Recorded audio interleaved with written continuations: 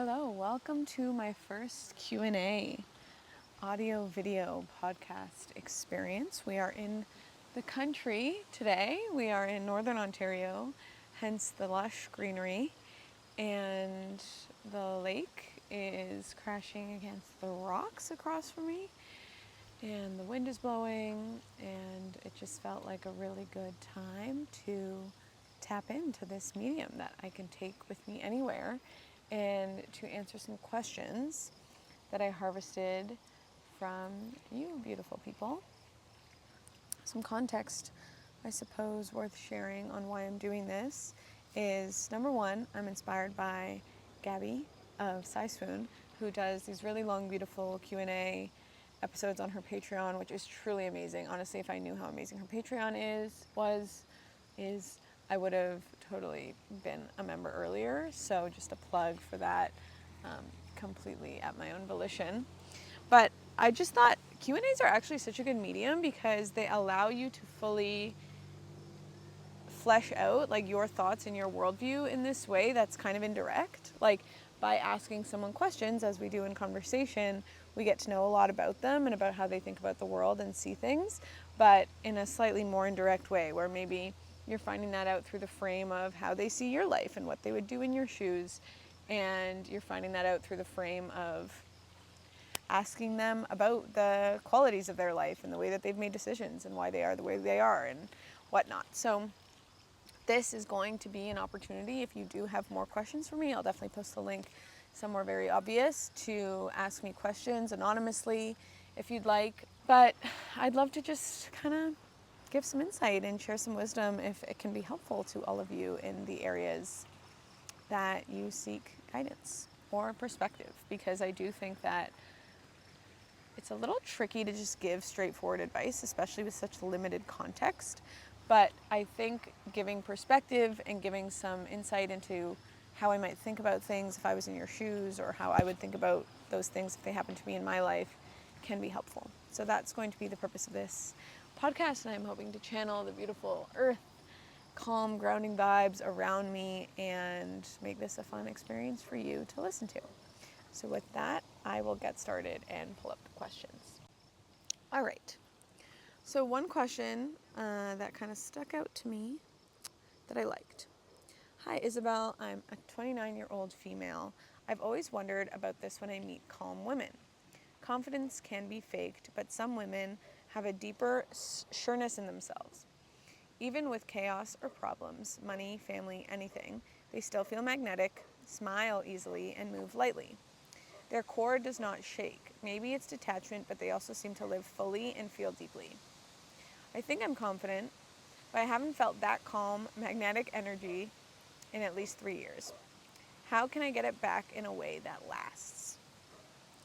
So the reason I liked this, well, A, it was super specific, and if you are asking me questions, like the more specific you can be, the better, just as a little prompt. But I like this because I can definitely see and feel the perspective this came from, which is just when you are in a state of kind of feeling a little bit dysregulated, a little bit ungrounded in your life, and it seems like there are these people, whether they're men or women, but in this case, obviously it's about women, that just seem to be able to kind of like hold the thread of who they are, regardless of what's happening to them and regardless of the chaos that they're being thrust into. It feels like so startling and almost violating to like the experience you're having, which is that chaos can feel so chaotic. Even like things that shouldn't feel like such a volatile spike to your existence and awareness feel very chaotic. And I think that there's obviously a lot of like the kind of standard conventional advice around this, like, oh, you should be meditating, you should have a really thorough morning routine that grounds you and that returns you home to yourself every day. And I think that's generally good advice, but something that I'm actually currently writing about is kind of how when people ask me about my routine or my process and my spiritual practice, like I've really gotten to a point where all of that just blends into my life and I'm not so explicit and rigid with things. Like I don't feel the need to meditate for an hour and like journal and et cetera, just before I can like feel connected to myself.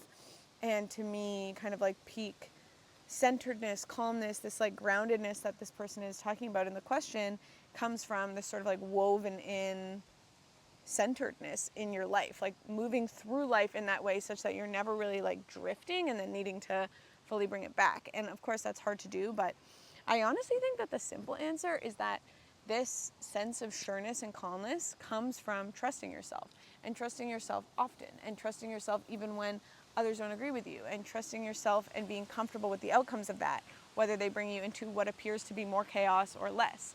And that really is a practice, because when I tune into what it feels like to be the most dysregulated, it's when I feel the least trusting in myself and the most indecisive. To me, indecision is a really good piece of evidence or symptom of being like very uncentered and very dysregulated. Like I don't know what to order when I like pull up to a restaurant, or I don't know if I should buy this thing and I want to consult my friends, or just some email invitation kind of situation comes my way and I don't know how to respond. Like whenever I'm feeling that really kind of like reactive uncertainty about myself, that tells me that I'm off center. And I think that we all actually have different ways of returning to ourselves. I mean, there's some good foundational basics that I think work for a lot of people, but I do think this is like a very personal question to you. Like my prompt back to you would be, what were those things you were doing 3 years ago when you felt that calmness and sureness in yourself, even when chaos was emerging in your life? Like what makes you feel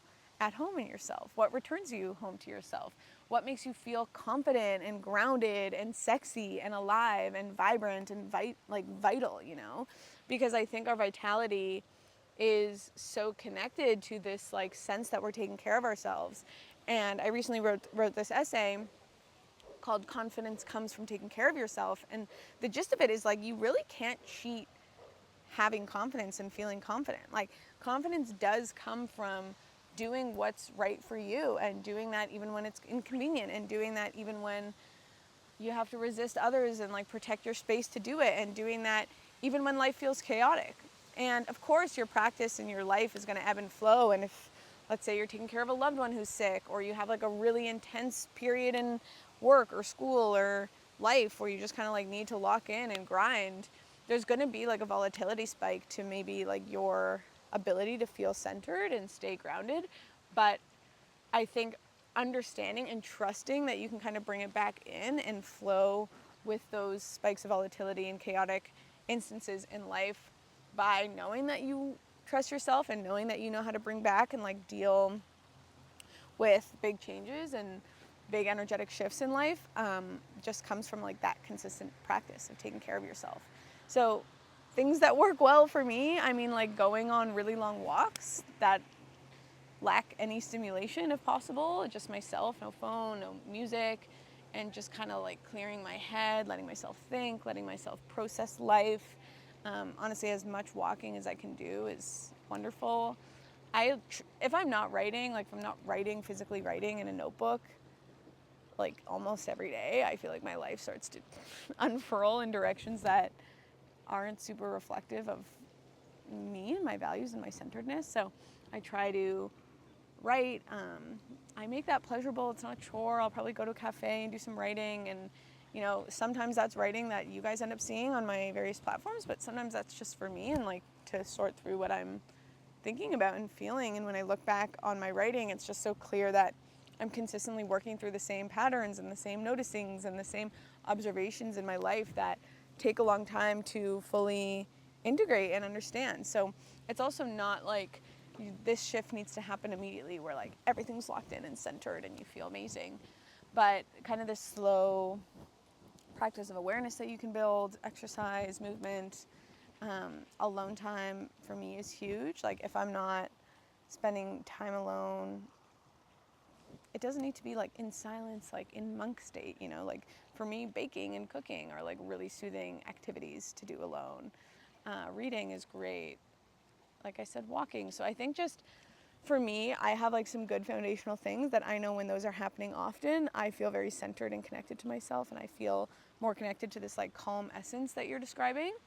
And when I let life get out of whack, when I say yes to too much, when I'm over socialized or like over programmed, when I haven't had time to like recenter and kind of like pick up the pieces and the threads that have sort of loosened up over a more loose kind of period of life, which totally happens and I think is important and important to allow, that's when I feel a little bit uncentered. But the more practice you have, like in this kind of practice of taking care of yourself, building confidence, trusting yourself, I think the easier it is to bounce back from those episodes of like chaos, and the more you trust that you will, so the less threatening they feel to you.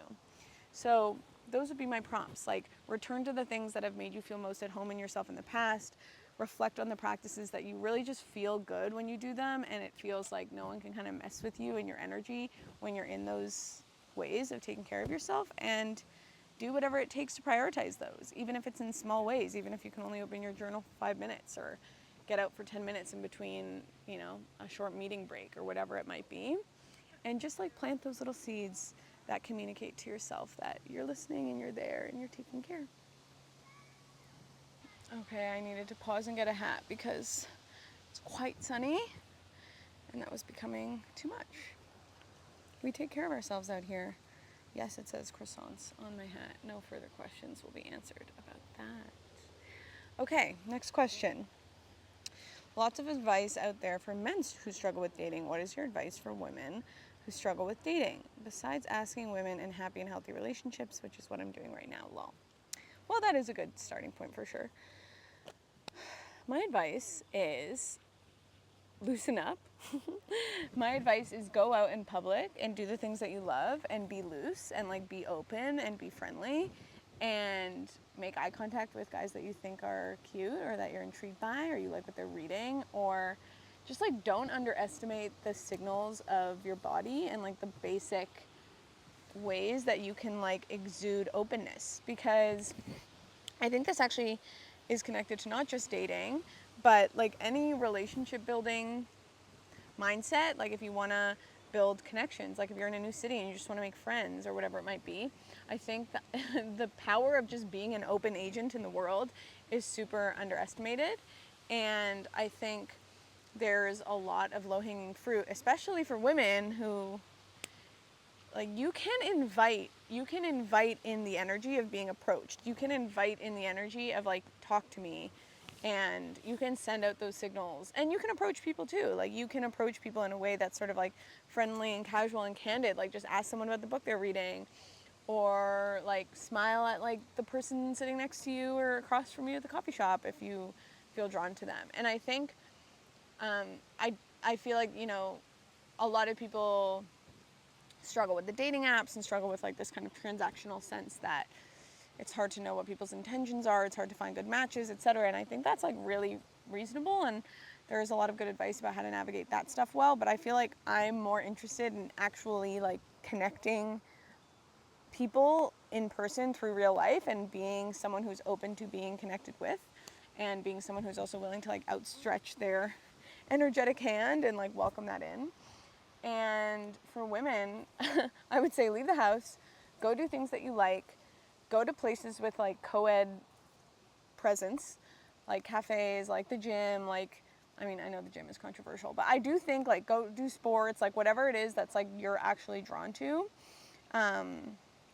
Go do classes and be open and be willing to be seen and be willing to receive playful, interested energy from others. And I think so much of our challenge as women is like we've gone through this kind of weird, strange arc where there was like all this shame put on men for approaching women and for kind of like objectifying women. And then I think there's a part of women that also kind of likes that, and not like in the extreme ways, obviously, of being like objectified in a way that's insulting. But it's nice to have someone that you find attractive approach you, and like it's nice to connect with someone who you think is smart and have them also think you're smart, and then realize that maybe there's something here, and wow, it'd be really nice if they asked me out or something like that. So I think just my advice genuinely is look at the ways in which you might be resisting like the world around you, or resisting connection, or just like closing yourself off or protecting yourself, and explore if there are ways you can kind of become looser, like literally more in your body, like dance, yoga, move, play, have fun, like whatever you find makes you kind of more at ease and loose and sort of like literally sensual, I think will help you tap into the energy that is more magnetic and that is more just easeful and soft and receiving. And I think that can call in the kind of person that you might be interested in.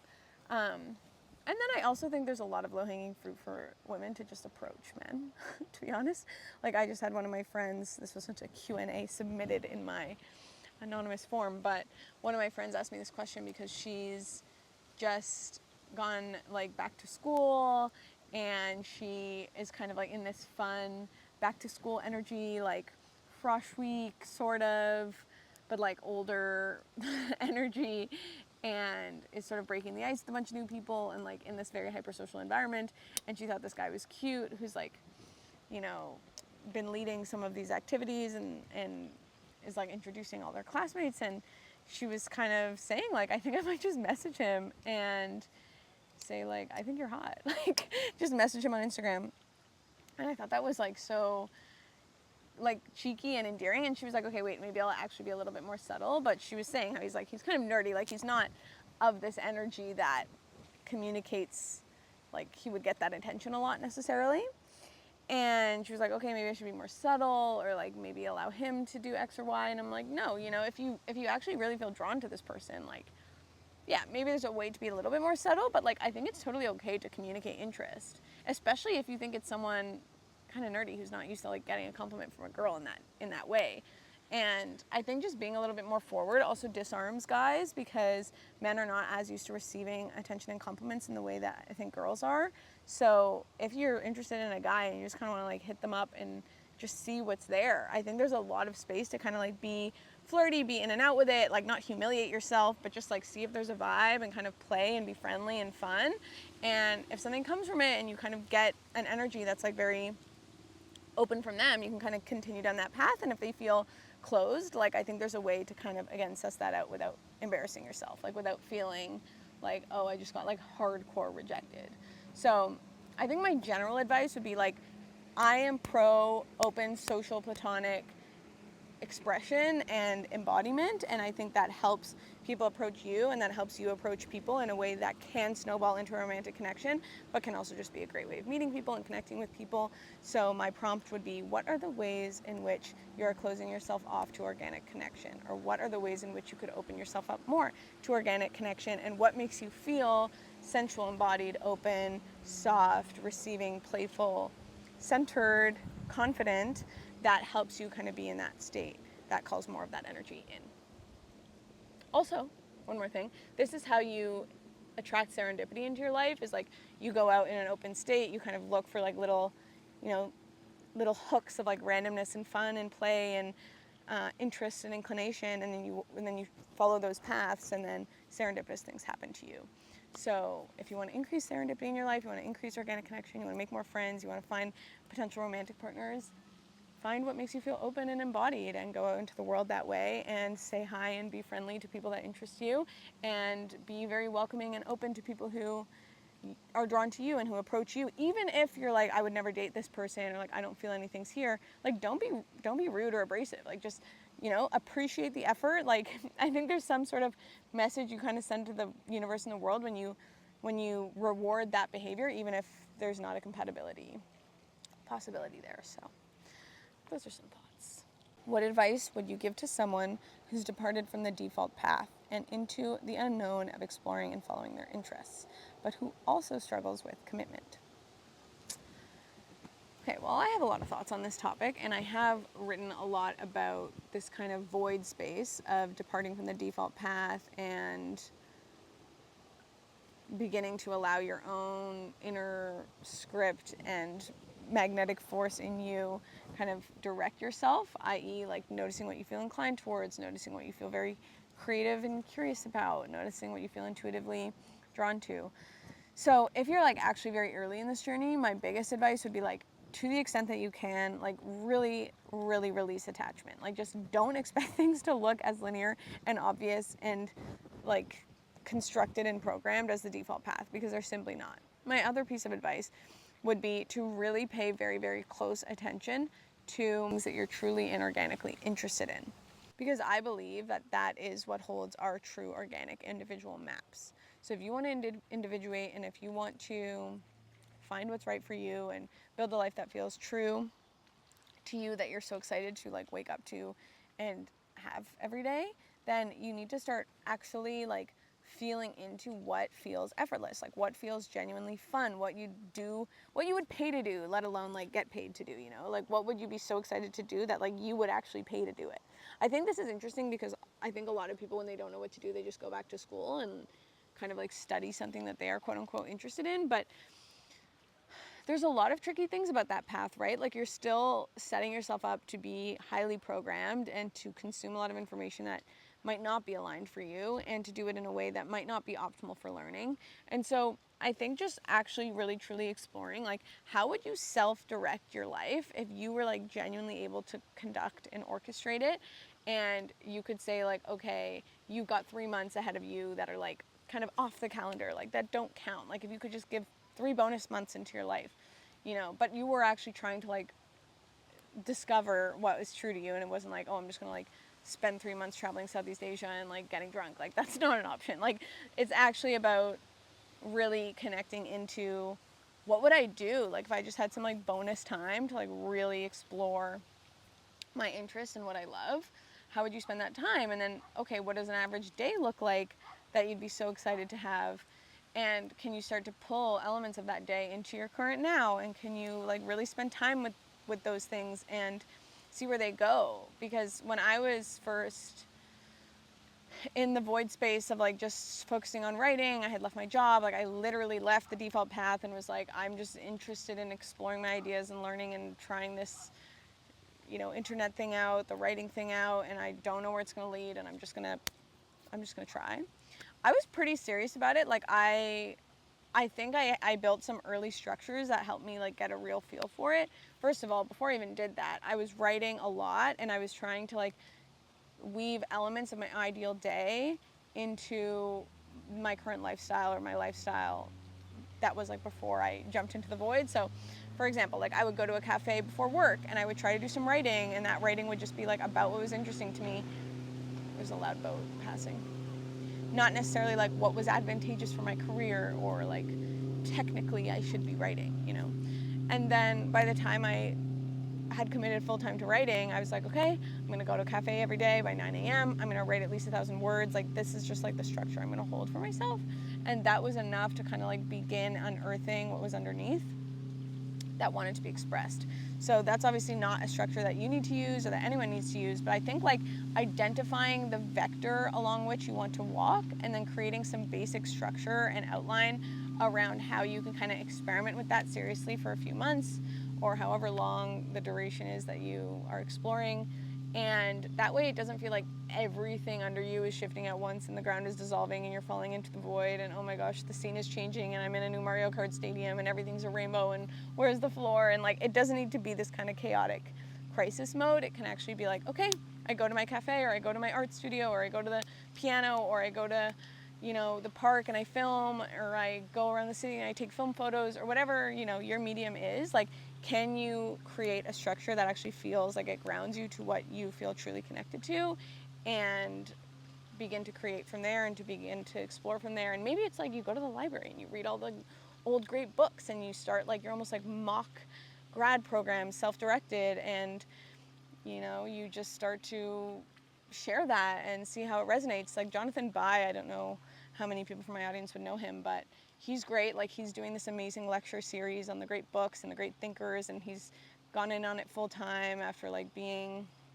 on the more, I think, default path. Like he was running a startup and was working in finance, and he's just got this amazing audience and tapped into like this amazing level of interest in the great books. And I think he's doing an awesome job, and that's because it's actually what's true to him, right? Like if I was trying to do what he was doing, it wouldn't look the same, and I probably wouldn't have the stamina to do it, because that's not what enchants me, right? Like what I'm doing is what enchants me. So I think the key answers to this question that I would give you is like, create the void, or like reduce expectation. Don't expect it to be linear. Don't expect it to be like you're hitting metrics on a rubric that you're used to, because that's just not what it's like once you're off the default path.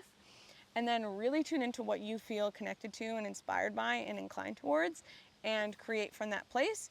And then if you can, design some sort of light outline or structure that makes you feel connected to this inspiration and this energy you get from self-directing, while also having like a little bit of a container for what it is that you're doing, so that you can kind of like feel good and pat yourself on the back and know that you're doing a good job, even if like the outcome or like some big project hasn't materialized yet.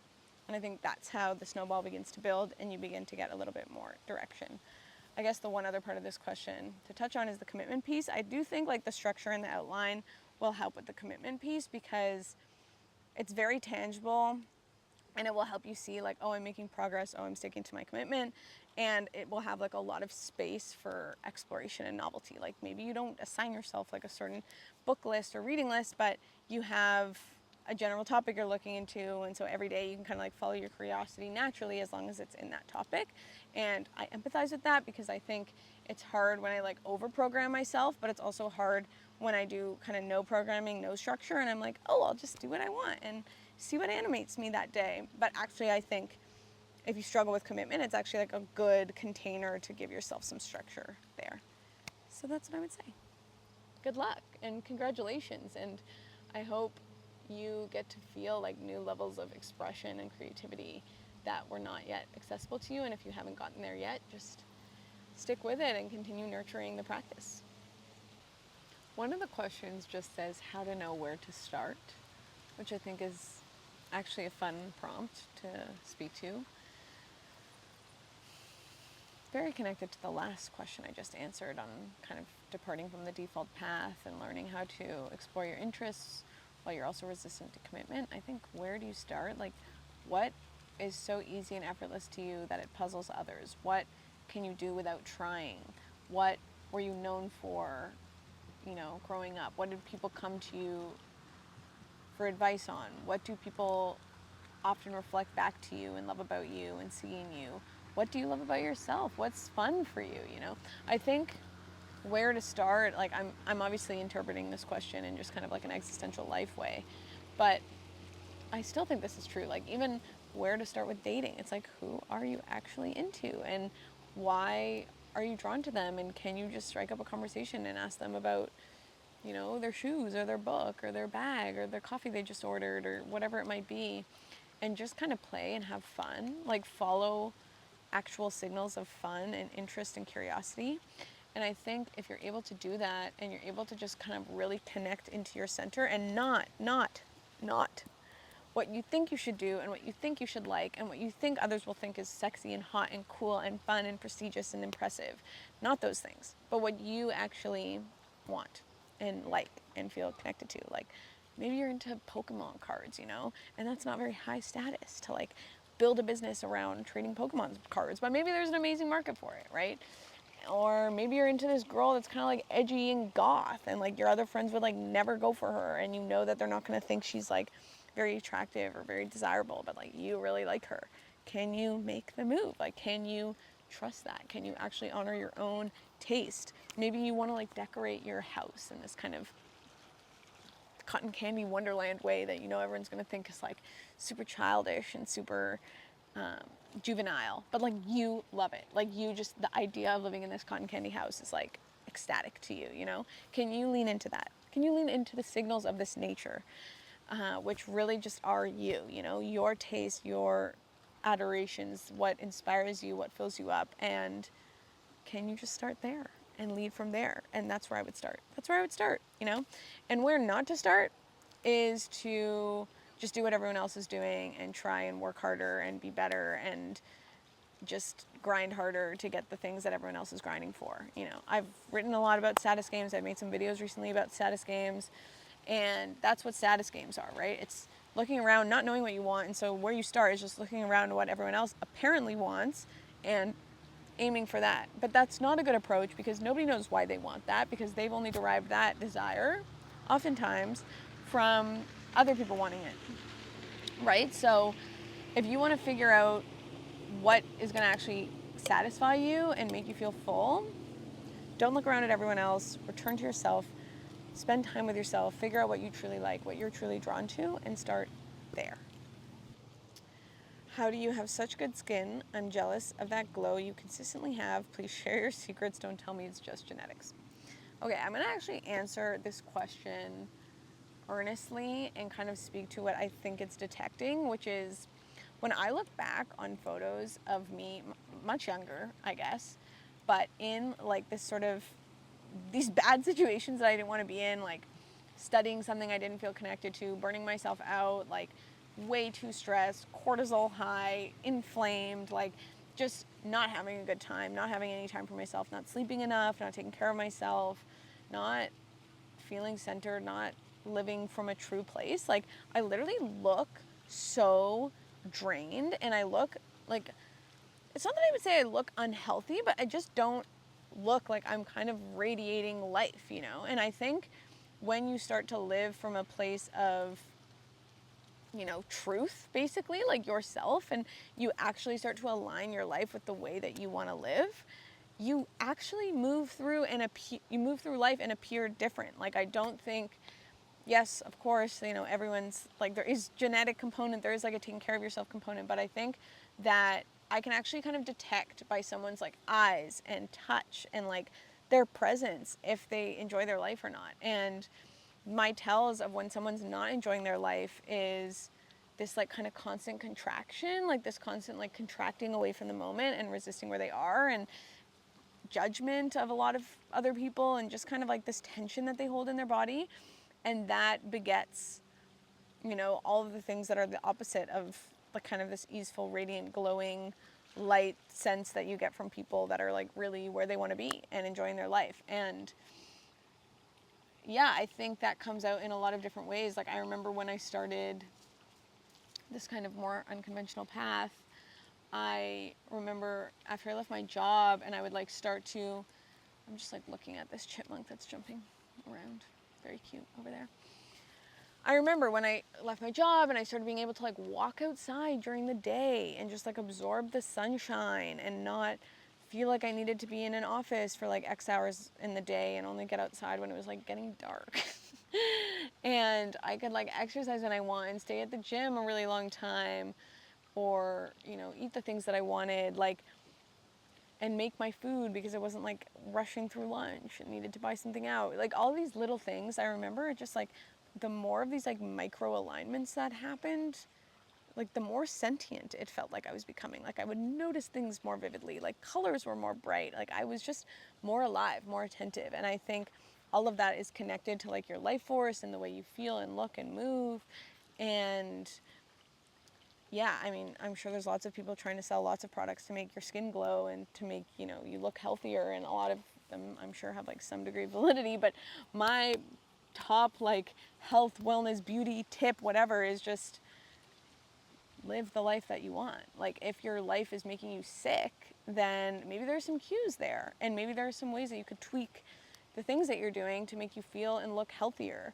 And I know that there are some limitations that are fixed, and there's some things that you know, can't change, and everyone's like working in their own paradigm. But just like even small changes, like I have one friend who went through this crazy like gut healing journey this year, and she works in investment banking, and she's like very busy and works a ton, but she's just like had this kind of inner to outer glow up of just finding this thing that she could like really dial in on and like help align, so that even within this life where she had a lot of demands and a lot of constraints, she was taking care of herself. She was like working out every morning, and she was like making sure she ate the right things that agreed with her body, and she just felt like clearly that she was doing these right things for her, that I think both physically help align whatever might be off, but also mentally and psychically and spiritually. I think when you've figured out something that's not working for you and you've put in the effort to correct it, and you're willing to endure the social friction that might come with like standing for those practices and boundaries. For example, like it's hard for her to go out to eat, it's hard for her to eat the same things as everyone else, but like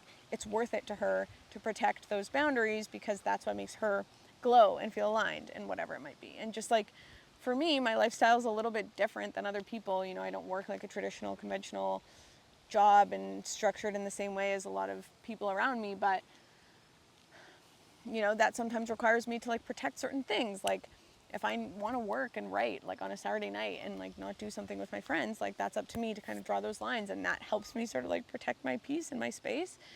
And I think just getting to know what works for your body and the ways that you can align your life both subtly and in a macro way that feel more aligned and true to you will actually correct like a lot of physical, physiological, and aesthetic things. And then also I think like there is something really true to putting effort into something. Like I was kind of thinking the other day, one of the other reasons this question stood out to me is because I was thinking the other day about these like intensive skincare routines that I see a lot of people doing, especially girls. And I just don't have like the brain for that. So it doesn't like necessarily click for me. Like that stuff doesn't like excite me. But I can totally understand like what that does for people, you know, like if you feel like your skin is really acting up and it's like the worst it's ever been. Like I think even just the ritual of spending 15 minutes a day on your skin and like touching your skin and rubbing in these serums and these creams, like I think that could be so powerful and nourishing just for the sake of like I am putting love and effort into my skin right now, and I am taking care of my skin, and I am listening to my skin and my body, and this is this act, this like literal alchemy ritual of like I am trying to take care of myself. So whatever your, you know, area that you want to align or correct might be, I think that's a really great practice. Just like both, you know, align the micro things in your life, like I started the answer talking about, and then also if there's a ritual you can do where you're kind of just like giving yourself care and love and like signaling to yourself and your body that you truly are trying to take care of this thing, I think that can be very nourishing as well. And then if you want like more specific, I don't know, like tactical like products and things, I'm probably just not the right person to ask, but sunscreen's probably good. What's a big giant vision you have? The more wild and ambitious, the better. I like this question. My big giant vision is like just the way that I want to construct my life and what I view as like kind of peak expression of all the things and values that I care about, which to me is like motherhood and family intertwining with like a growing expansive business and creative practice, and those things not conflicting with each other but actually like growing together and kind of like growing in this beautiful magnetic pole spiral thing that nourishes each other. One of the reasons I left my job and left like the corporate, you know, space of conventional careers is because I just didn't see a good way of being able to fuse motherhood and career that seemed correct to me, or at least just the way that I wanted to do it, which is like I wanted to be very present, I wanted to be very involved, I want to be able to have as many kids as I want. Like I just didn't want to feel like I was falling behind in my career if I wanted to be the mother that I wanted to be, and I didn't want to feel like I couldn't be the mother that I wanted to be because I was too attached to career, and I also didn't want to like resent my career once I became a mother. Like I didn't want to be like working some job I was kind of like like just iffy about, and then have kids and be like, this is obviously way more epic. Why am I going to go back to the office and like do random stuff that is not connected to my kids or me or my creativity? And so I was kind of just hedging against all of that by jumping off of the default path and into the void space. It's getting windy. And figuring out what I truly wanted. And in doing so, I believe that I have laid the foundation for what I hope will be just kind of like a lifelong vehicle for self-expression and growth. And I think it's a really interesting question and like puzzle to solve of how can you have your work feel like this ever-evolving, true expression of who you are and what feels true to you, while also having it be sustainable and finding ways to produce work and services and offerings that are valuable to people, that people want to compensate you for, that people want to like genuinely give their time, energy, money, resources for. And how can you have that support you as you enter different phases of life? Like to me, I feel like this is my foundation laying, you know, period. And I think I'll be in here for a little while longer. And I'm happy to be here. Like I'm so thrilled that I get to be as ambitious as I've always been, and I'm like feeding it into something that is mine and that will continue to serve and reward me, and that I'll be able to grow it to a point where I can also like bring other people I adore and trust and want to work with in, and to like empower them to be creative inside of this kind of growing vehicle that I have. And then when it comes to motherhood, I just want to be in a place with my business and life and art and creativity where like my customers and the people that read my work and the people that are bought into like my worldview and the ideas that I'm trying to share, like also want to support me and will find ways to just kind of have those phases like agree and grow together. and also that my business will be at a point where, you know, I am not needed for every single thing that I do, and that happens through it. So I feel like right now I'm in this phase of like really crystallizing all of the things that I'm able to offer the world, and where my ideas are trying to lead me, and how I can heal and create and expand into these different zones of possibility. And then when I have children, God willing, one day, I'm excited to see how that evolves with me, and how I can come back to it when I also feel like I'm at a point where, you know, I have more sovereignty back after being a devoted mother. Well, being a devoted mother, but, you know, when it's a little less intensive. And so I guess the big grand vision that I have is like a business rooted in self-expression, rooted in my truth and the authentic desires that I have, that also serves the growth and development of all other areas of my life, including building a family and raising children. And I'm excited to see how that evolves. I think like I have some interesting and exciting new ideas and kind of things brewing around like moving more back, parts of what I do, moving back into the world that I came from, where like my job was in venture capital, and I was working with mostly tech founders, and part of why I left was because I saw this huge gap in like kind of inner work and like self-awareness in this world, where people were just weapons. They were like super effective, high achieving people, and I was very impressed with everyone that I worked with. But I also noticed there was a lot of like lack of just kind of basic awareness and like clarity and inner work being kind of like woven into both investors' connection to these people, but also just like their workflow. And what I was best at was like speaking to people and understanding their psychology and understanding the way their brain works and understanding their true desires, and helping them see how they could actualize those desires and get it their own way, and what they might be resisting, and just giving them more clarity and more empowerment, and helping them see their lives and their blocks and their blind spots from like a more aerial bird's eye perspective. And I've been doing that over the last few years, and now I want to kind of bring it back in a more intentional way to that world specifically, which is also part of a possible geography change I've been exploring. And I'm just excited about how my work could kind of bring soul and life and heart and awareness into like some of the highest impact, fastest growing, most important industries of today. And so that's kind of some of the vision vectors that I'm working with. Also, I guess, like if this is you, if you are an investor or founder, or you are someone who works in these spaces where they're very head-based, very analytical, very kind of, you know, quantitative, or you're just rewarded for like kind of your ability to do and create and manage, but you feel like you could bring a little bit more soul connection, kind of like just sense of truth and authentic connection to yourself, and even like spiritual practice of just feeling more present, more alive. You want to improve your relationships. You want to just like be leveraging your creativity and your ideas, and like increasing the service area that you have with the world, so that the things that you're building can grow, and you can become this kind of like walking billboard, and, you know, almost like advertisement mechanism through just your process and sharing your process for what you do. That is a lot of the work that I do, so reach out to me. Okay, I think I'm going to wrap it here because I'm getting a little hungry, and I feel like pretty complete and some good insights captured. I do love this background though. I wish I could just always be sharing from here, but I'll do my best to find a city supplement.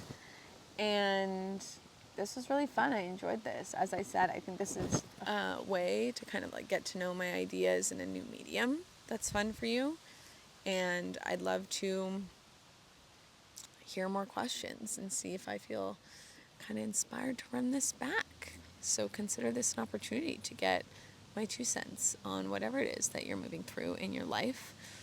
I welcome any and all questions. I do think it would be interesting to go more into one of the things that I touched on in the last answer, which is like, if you are a very like head dominant, analytical type person, how do you connect to yourself? Like, how do you bring yourself into your body and be present in your relationships and devote yourself to family and take care of yourself and you know, the things that make you feel like you and the things that make you feel inspired and creative and intuitive, while harnessing all of the incredible gifts that you have to build and make things in the world that are super valuable. So if you have questions around that, maybe I'll just like do an episode on that at one point if that's interesting to you, the way I just framed it. But I'm looking forward to hearing what else comes up. Thanks for listening. And you can find links to me in all of the intuitive places that you would expect to find them. This was great. I hope you're having a great weekend and getting outside and enjoying the sunshine.